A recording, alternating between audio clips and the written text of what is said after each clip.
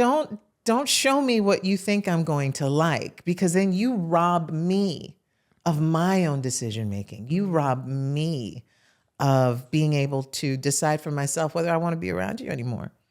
You know, instead of getting bitten in the ass later on the day, it's like, oh, that's who you are now? Tell us about a moment where you wish you would have said something and you didn't.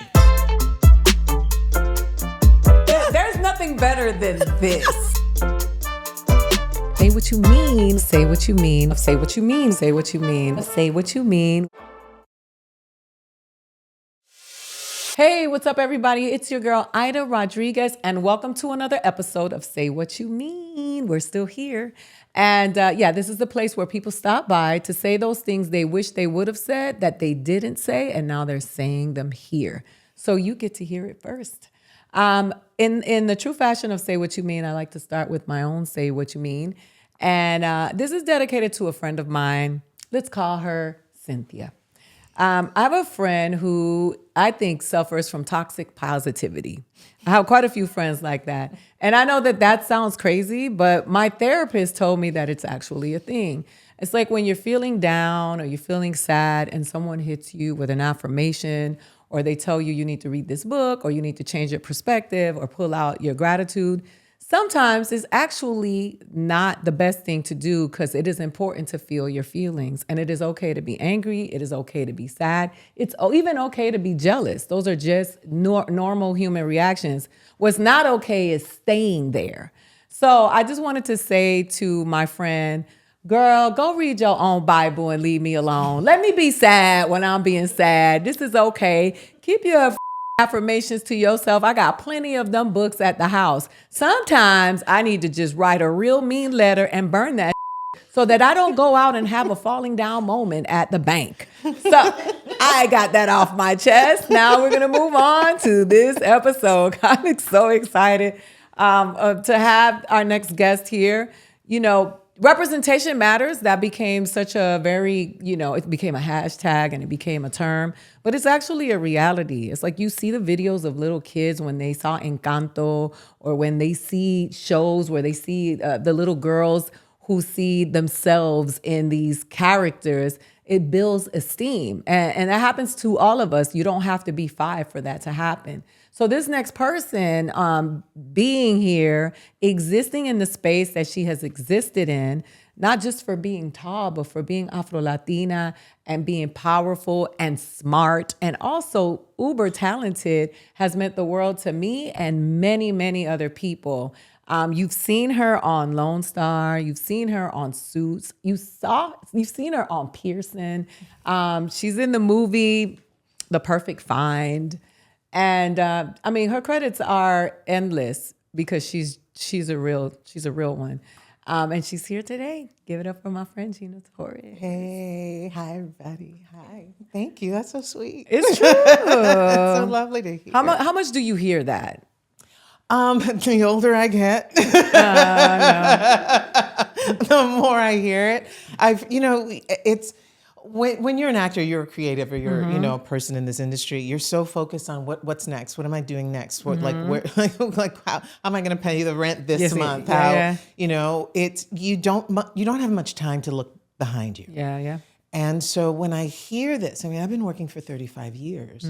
So when I hear multiple generations of young women and young men and people coming up to me, and even like people my own age are like, it meant so much. It means so much to have you out there. It means so much that you live up to the hype. Yeah. And which means a lot to me, because I have been blessed to play really extraordinary women, extraordinary powerful women. And so to be able to live up to that in that I'm not messy. I'm not out in the world being messy. Yeah. I'm not out in the world trying to cut people down or trying to get over. And I think that's just as important as the work that I put out there. That's inspiring to us who are comedians when we hear that, because there are so many opportunities for you to, clown, and they'll say, if you do this, it'll get faster, but it it just means something to hear that the cream does rise and to see it happen.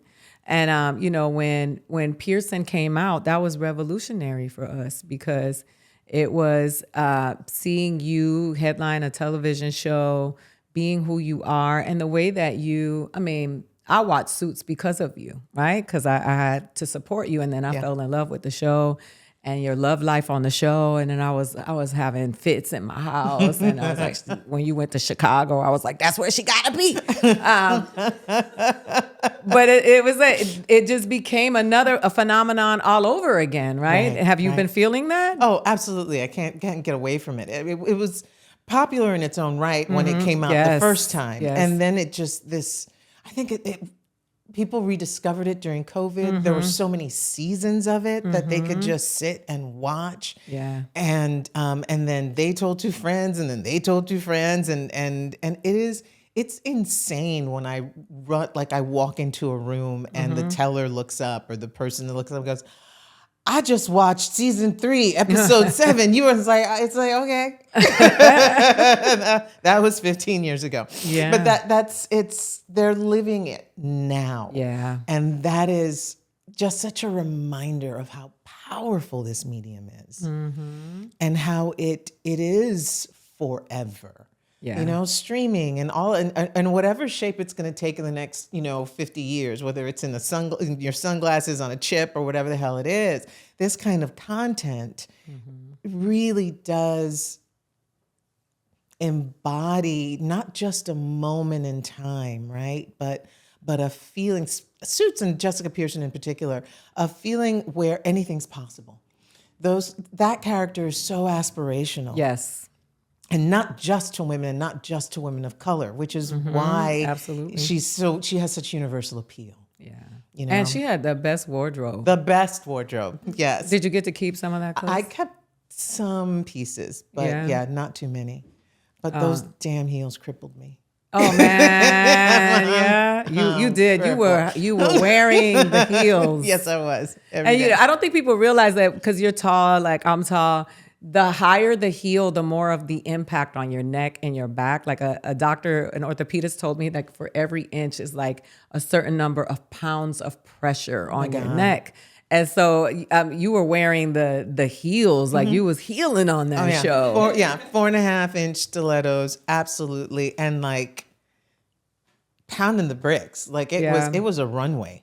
Every day. So people see one take, but how many times I had to walk up and down that damn corridor just waiting for somebody to get their lines right and like everything. Yeah, no, it was brutal. It was brutal. So we know what Suits means to everybody else. What did it mean for you? Like, what did it mean to you? It meant a kind of freedom, not just financial freedom, but a real understanding of what I bring to the table. Mm-hmm. Absolutely. And people aren't always privy to that. Yeah. They try, especially if you're a woman of color. They're like, yeah, you just come around the corner. Be grateful, and take what you can get.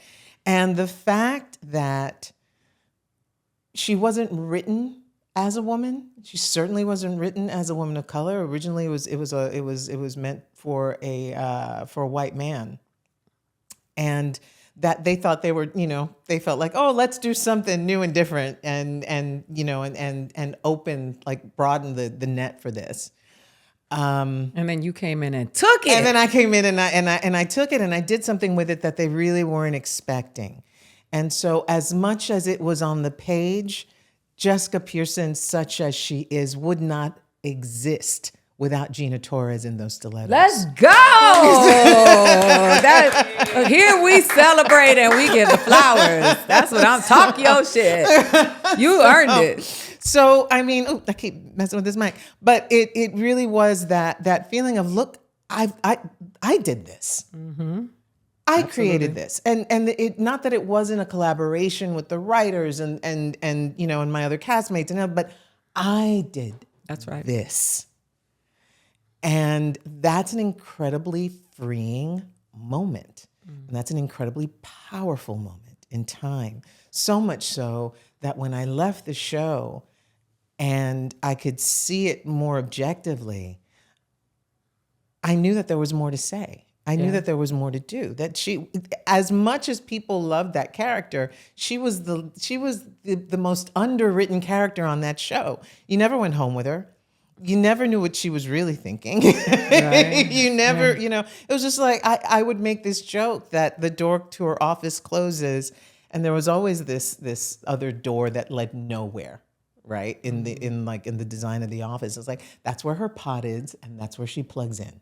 Right. Because she's just sort of this creation that doesn't really exist in nature. And when I had the opportunity to say, let's go home with Jessica Pearson, like, let's really figure this out. I know, we went home with you. And you did. Yes. For a whole season. Yes. When you came home, I went and got my man. I went and, I got dirty in Chicago and, but it was delicious. Yeah. It was delicious to be able to do that. Now, I want to say something that I feel like I should say, and you'll have the opportunity. When your show came out, there's been this big pull between about Latinos and Afro-Latinidad, and a lot of people have been vocal, and they always post your clips as the poster person for Afro-Latinidad in Hollywood. So I just want to challenge all of the people that use you to speak their piece to watch Pearson. Like, watch the show, watch Lone Star, watch the shows. Right. As much as you talk the smack on social media, as much as you share the clips or use it to make your point, watch the show. Let it be so resounding that they're like, you know what, we got to bring Pearson back because they are not having it, right? What she said. It is so annoying. What she said. Like, because people would send me the clips. I'm like, bitch, did you watch the show? Yeah. Like, this is... Yeah. And I just think it's important. Tell me what you feel. No, it's incredibly important. One of the things that is really so frustrating, we talk about this and we talk about this, within our own community. Our community is vast, and we can say until we our vocal cords have run out. That we are not a monolith. Okay, that's great. We don't all believe in the same things. We don't all like the same things. We don't like whatever. But if we are to stand a chance, we have to accept that, embrace it, that's right, and support each other regardless. That's right. That's right. We can't continue to do exactly what they designed this to be. That's right. Which is have us do their work for them. That's right. And so we need to really, really lean into what community means and what support looks like, and just and watch it. Listen. If I can watch an hour of some mediocre where the narrative is fully planted in Middle America, then I'd be happy to watch some mediocre where the narrative is fully engaging and implanted in the South Bronx. That's right. Because that's what true equality is, right? That's what equality is. And so we can't beat each other up for making something. Yeah. Because with the resources that we have. And it's not going to be perfect. Yeah. But it also doesn't need to give you a history lesson every single time. Yeah. Yep. You don't need to beat your chest with righteous indignation every time. Sometimes I just want to laugh. That's right. Have a good time. That's right. And forget about the world outside. I agree. Because I think that's what true equality is. True equality is not we have to be excellent at everything or work twice as hard or be 3 times as good. Right. Equality is we get to make all the shows. We have our spectrum, right? All of them. All of them, yes. So I'm interested in knowing a time when you wish you would have said something and you didn't.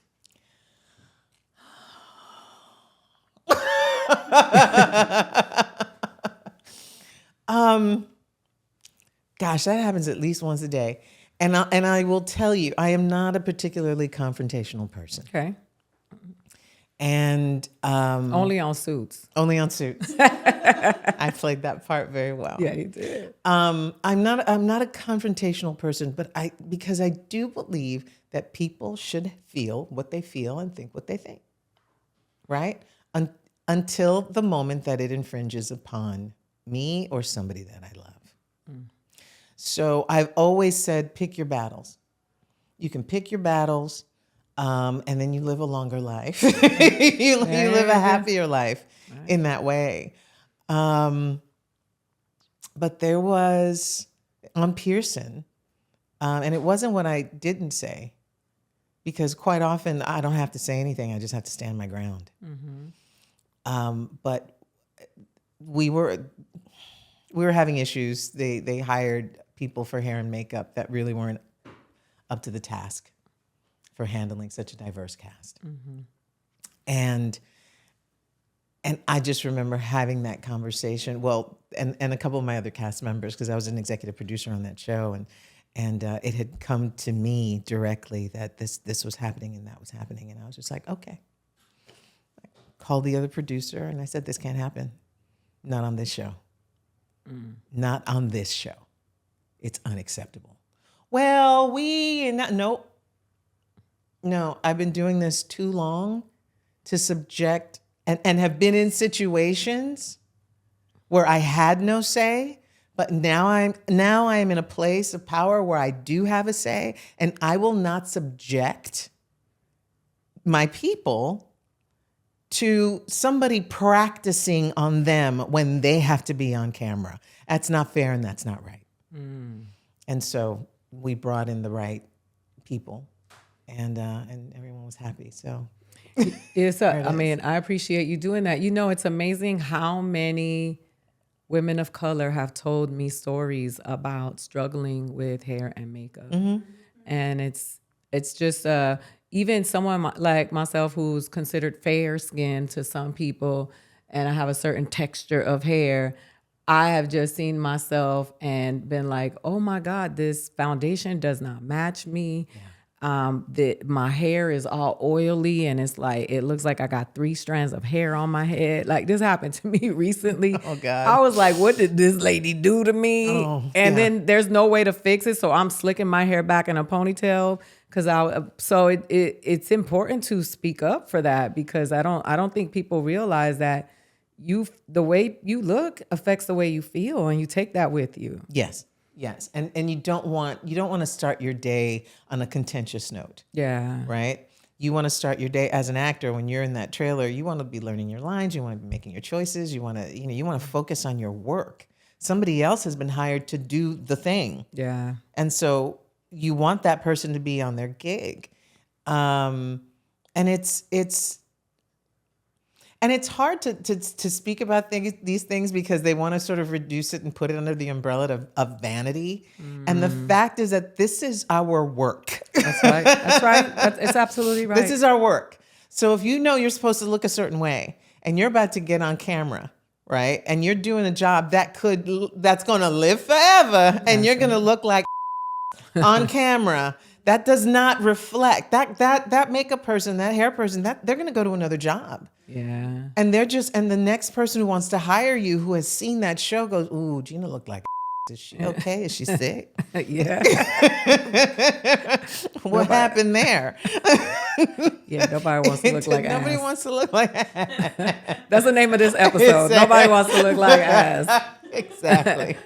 I mean, it's only vanity because of people who don't understand what is going on. It's a tool. It's part of the business and the 100%. Character. You're supposed to be some bad woman, and your hair looks a hot mess, then people don't believe you. They don't believe the character. 100%. I work way too hard on maintenance to have to have someone jack me up in the makeup trailer. I know. At the end of the day, that's not fun. I've been threatening to go work out with you for how long now? I've been like, I'm gonna go work out with you. 7 years. Like, I'm gonna go work out with Gina, because Gina always see me at Gelson's. Oh, I'm I am, for real though. It's all right. You look fabulous. No, not yet. But I see your work. So we have a segment called Shoulda Kept That, and then I will share a story with you, and then you share with me whether you think they should have kept that to themselves, or they were justified in sharing it. A few months ago, my daughter introduced me to her boyfriend. She was very excited, and he was nice. Recently, my daughter and I had dinner with her aunties, also known as my oldest friends. They were eager to find out about her new beau. One of my friends asked me what I thought about him. I simply replied, he's nice, but I don't get used to anyone she brings around. Now I'm the bad guy for telling the truth. How old's the daughter? She's a grown up. She's a grown up. She grown. Well, if she grown, then she knows. No. Yeah. If she's grown, she knows who she is. You know, why turn on mom? But that's as old as time. Turning on your mama. So the mama is right. You said she's fine and sane, and she's Absolutely. She didn't say anything wrong. She didn't say anything awful. She just said no. That I don't get used to anybody until I need to. Yeah. Okay. So she's waiting to see. I love She it. needs to care a little bit more. I love it. Vanessa feels attacked. No. But you're a mom, so we do operate in a level of sometimes truth with our children that is offensive to them. Then they have kids and they're like, because I'm like, I know what my mom was talking about, but at the time I was like, could you be more cruel? Well, we're of a generation that was cruel. Yeah. So I think that's another. Plus, you're talking to the aunties. It's not like she's telling a stranger at Bloomingdale's. She's talking to the community, right? Yeah. They probably was like, yeah, she got a point. Yeah, she got. We all waiting. We're all waiting to see. I hear the on the I know. Little opposite of Amen Corner going on. Yeah. Over there. You know what? It's been a minute. My mom told me the other day, I don't want you to die alone. I was like, there's so many places between here and I don't want you to die alone. And so many things you could say in terms of, I would love to see you with companionship, or I would like to see you with somebody who treats you good or in something happy. But I don't want to see you die alone. First of all, you're telling me that I'm going to die before you. So that's so unnatural as a parent. And then you're just telling me that my fate is like, I'm going to die lonely by myself and sad and early. So thanks, Mom. I didn't see that coming. Yes. My father said a similar thing. He was dying. He was towards the end of his life. And my mom had passed about 20 years prior to that. And he never remarried. Not that he didn't get busy, but he never remarried. But he basically said something very similar, which was this: you're not supposed to go through life by yourself. And because this is bull. This is this is hard, and you need somebody who's going to have your back. And so that really sort of changed what I look for. When in a partner, which is somebody that you're going to go arm in arm with. Yeah, and you found your partner because your partner did. I just thought you did a video where you were imitating some girl and you did something where you were in the kitchen and he lifted you up. And I was like, hey, that's so cool. He's just participating. Exactly. I love it. Exactly. We did this other. Yeah, he's game. He's game. We did this other Instagram post where we did it was a similar thing with ballet dancers. This ridiculous Chinese troupe of ballet dancers. And I said, we can do that. Sorta. And he did it. And he did. He was like, yeah, okay, I'm game. I love it. And he has a great sense of humor about himself, which I love. It makes me laugh. I love it. And I can see it. I can see it on you, right? Yeah. So there's hope, Mom. So then we have a segment called Say It With Your Chest. And this is when we get to know you a little better. So we ask you a lightning round of questions.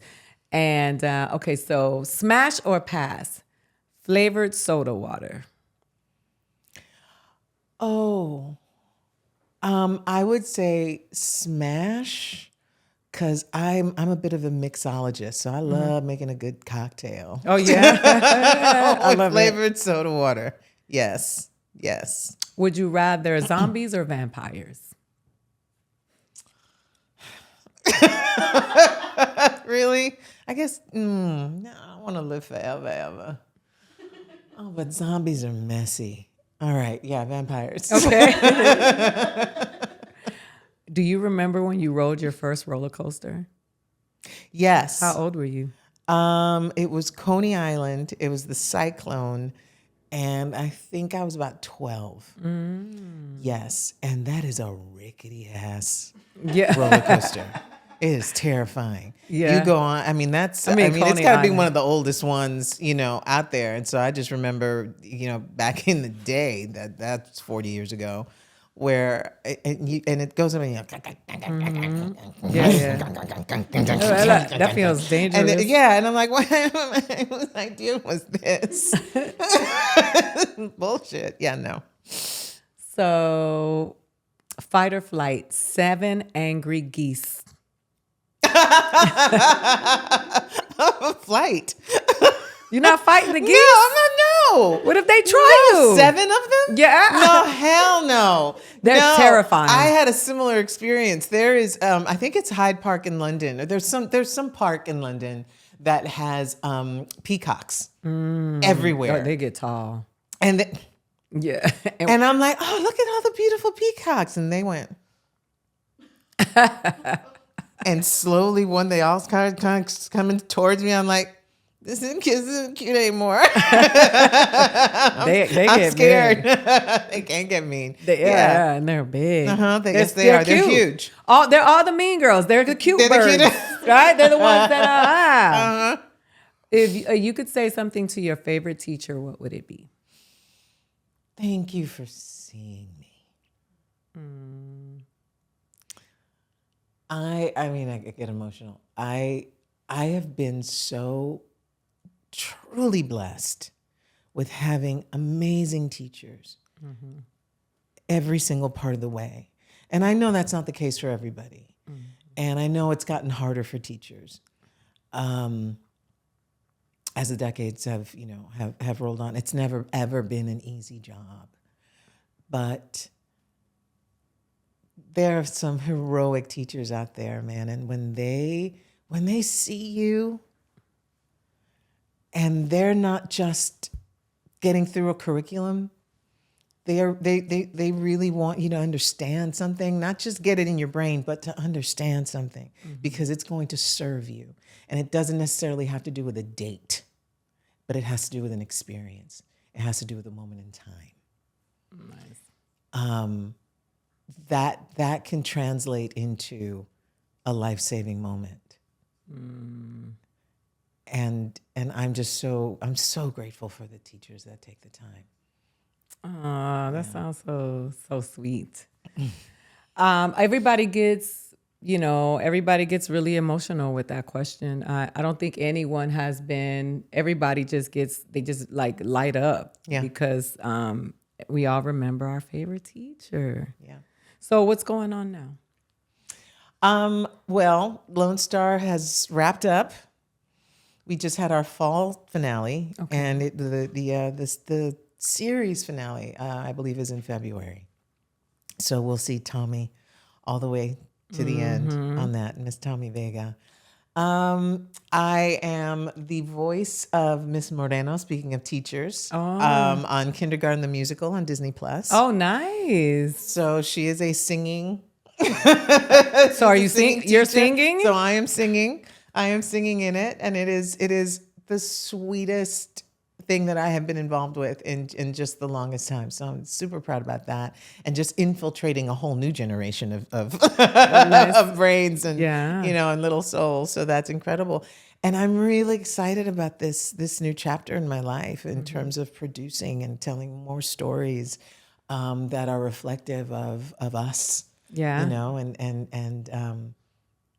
our brilliance. Yep. Yeah. You are one of our brilliant actors, one of our shining lights. Thank you. I'm very grateful for you being here because I always want to speak your name because you are exactly who you are, and in this business that's a rarity. People perform all the time, whether they're on camera or off, and you were out there during the strikes, dancing. Yeah, so it was. Just always showing up. And it's easy to operate from a place of fear in Yeah. this industry, and it's only gotten worse because it's like, ooh, you're gonna get canceled, or oh, you're gonna, and how am I gonna make a living? It's hard enough to make a living. But if you're going to expound about authenticity in one area of your life, right? Then you should see it play out in all the areas of your life. That's not something that you get to pick and choose. You're either an authentic person or you're not. That's right. And so authenticity isn't always user friendly. Yeah. Authenticity is exactly what it is. It's warts and all. So you know, just like I said, I'm not confrontational because I want people to be who they are, to be their authentic selves, right? In front of me. Yeah. Don't show me what you think I'm going to like, because then you rob me of my own decision making. You rob me of being able to decide for myself whether I want to be around you anymore. You know, instead of getting bitten in the ass later on the day, it's like, oh, that's who you are now? Oh, so I can't count on you. I can't call on you for X, Y, and Z. That's for over here. You know, X and Y might be cost too much. So just be upfront with it. Before we wrap up, I do want to say this. When we did the event for my book, which you showed up for and you read from my book event, but then you also went to social media and told everybody else about my book. And you were the only person that did that. And so I'm very thankful for you to show up in the way that you did, because for us, our community, we are the minority's minority when it comes to publishing, when it comes to TV shows, so it is important to elevate the voices. And so thank you for that. Here we're saying what we mean. So I have gratitude for you, because it was a beautiful video. Ariana DeBose was like, did you see this video? This video is fire. And I was like, that's who she is. So people want to be connected with you. Tell them what's the best way for them to.